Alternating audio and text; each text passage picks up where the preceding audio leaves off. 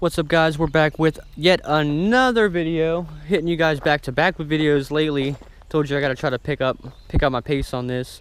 But in this video, I'm actually gonna be talking about some common problems with the Genesis Coupe.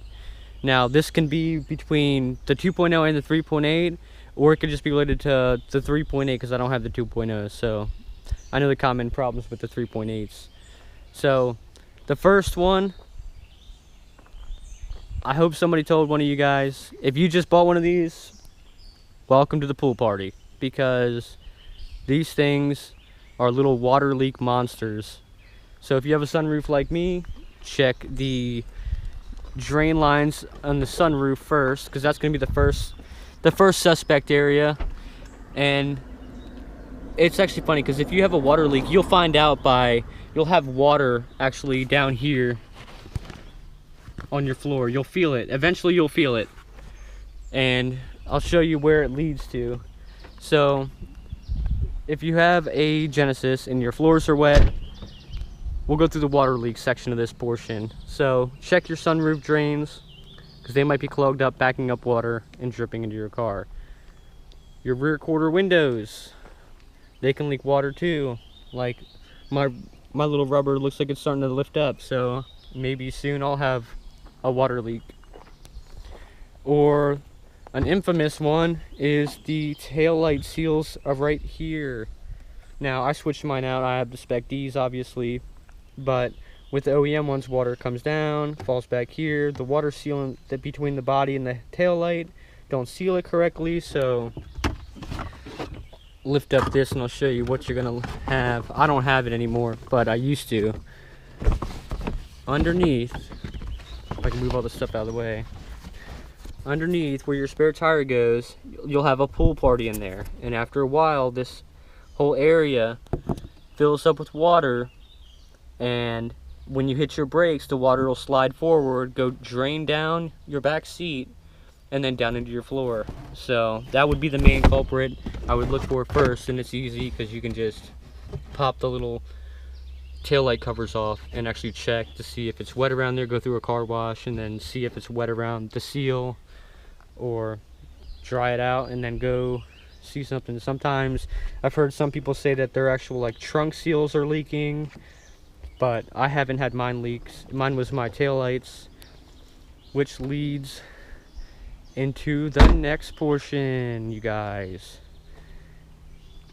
Some of you may know the OEM lights. It sucks because they look really nice, but the OEM lights, these aren't the OEMs, these are Spec Ds, but the OEM lights will actually condensate all inside the taillight from the seal, actually that seals around the taillight. It will actually leak, water will get in, the sun will heat it up, and then bam, it gets all condensated in there. So that'll suck. The Spec Ds, when they first came out, they were actually supposed to be really bad about it. I guess a lot of people got them brand new, went through a car wash, a week later, condensation. I think Spec D kind of fixed that issue with like the newer versions. So I haven't dealt with it. I've had these Spec Ds on for a couple, like 2-3 months now, and I've never had any condensation in them, so that's good. The next thing, as a Genesis Coupe owner, that you have just walked yourself into, unfortunately, would be one of two options. So if you have a manual like me, then you're going to end up having either, what most people end up getting would be first to second lockout. Basically you're going hard at it from first, you go to slam it back into second, but that's just it. It doesn't go into second. Get the second gear lockout and you're just in there grinding the shit out of it. That would be second gear lockout, which a lot of guys have. I mean, a lot of guys have fixed it with either, I guess the Megan Racing transmission mount helps. You can run Redline transmission fluid, synchro mesh. You can run with stiffer bushings like ATQ, torque solutions, just to stiffen it up. That way the transmission is not flopping everywhere. Or you could have the second transmission issue, which I get every now and then, but it's not all the time, which is 5th to 6th grind. So you're on the highway, you're giving it some gas, you get off, and then you go into 6, and it just grinds, just a crunching grind, and it's annoying. You take it to Hyundai, like I did, and they tried to blame the problem on either the flywheel or the pressure plate or all this and that. Meanwhile, a whole list of people have the same issue with brand new parts. So we will find out. I'll definitely find out when I drop the new clutch in this thing with the new flywheel and all that. And if it still does it, yeah, because I still have a warranty with it. So I'll definitely push to get Hyundai to probably replace the trans with one of the, probably it's going to be a 2016 trans at that point. They have the carbon synchros and all that good stuff, or carbon coated synchros. But that would be the next problem you might encounter. Another one, you can't really hear it or see it because I'm not driving, but around 60 to 70 miles an hour, a lot of guys will have a little vibration going on, a little shaky shake. Now with me, I'm running aftermarket wheels. Definitely get hub rings, invest in the hub rings, because that'll keep everything centered. Make sure the wheels are torqued down, make sure they're balanced, all that good stuff. If it still does it after a good balance, you have hub rings, everything's torqued down right, definitely look into your alignment issues. Alignment would probably be the next thing. A good alignment does tons of stuff, tons of good stuff with a good alignment. So that would be the next thing to be cautious of. I mean, they're all pretty small problems minus the transmission issue, or if you're sick of being in a pool party in your car, well, the trunk that eventually goes to your back seat. The next problem you would probably enter, and all those problems, all those past problems, that's with both 2.0s and 3.8s. But the common one, the most common one the 3.8 guys get hit with is,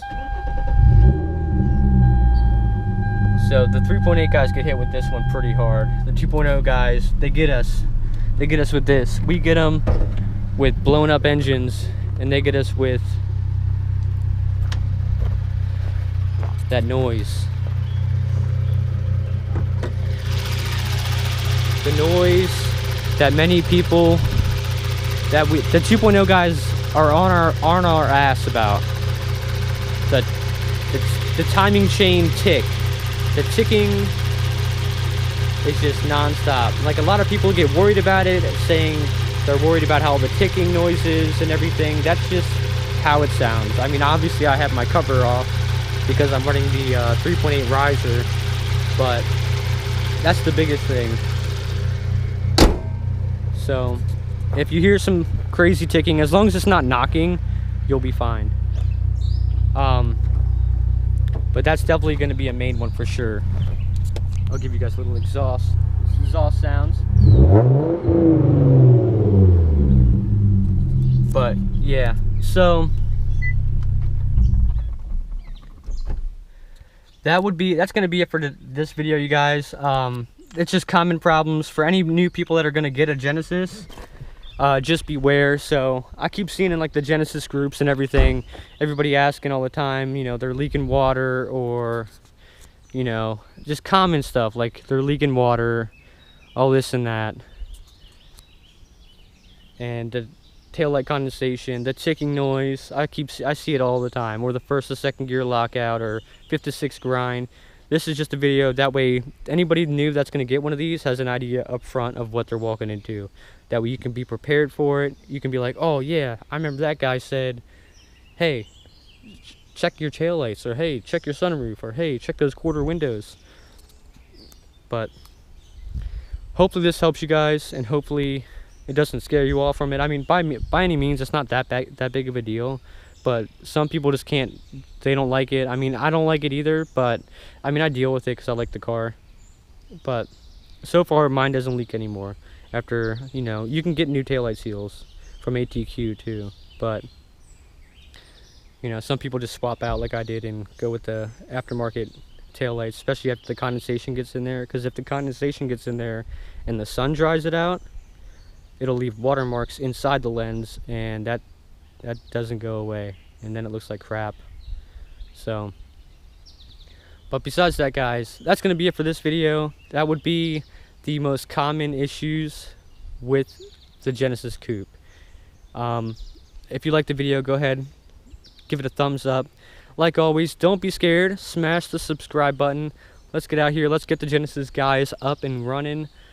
Trying to get the Genesis out there a little bit more. I've been noticing like not that many channels are doing the Genesis, even though right now it is getting really affordable.